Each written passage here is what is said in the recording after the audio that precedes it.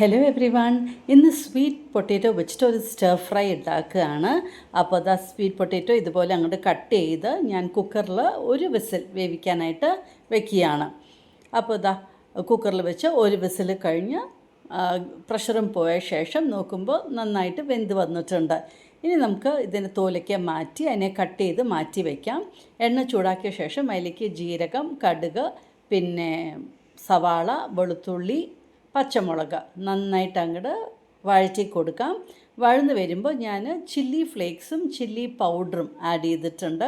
എരിവിനനുസരിച്ചിട്ട് add ചെയ്ത് കൊടുക്കുക. എന്നതിന് ശേഷം പാകത്തിന് ഉപ്പും ആഡ് ചെയ്ത് കൊടുത്തു. എന്നിട്ട് കട്ട് ചെയ്ത് വെച്ചിരിക്കുന്ന നമ്മുടെ സ്വീറ്റ് പൊട്ടാറ്റോയും ആഡ് ചെയ്ത് കൊടുത്തു. എന്നിട്ട് നന്നായിട്ട് അങ്ങോട്ട് ഒരു 3-4 മിനിറ്റ് ഇതിനെ നന്നായിട്ട് അങ്ങോട്ട് സ്റ്റർ ചെയ്തുകൊണ്ടിരുന്നു.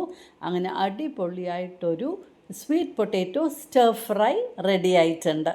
നല്ല ടേസ്റ്റിയുമാണ്. ട്രൈ ചെയ്ത് നോക്കൂ.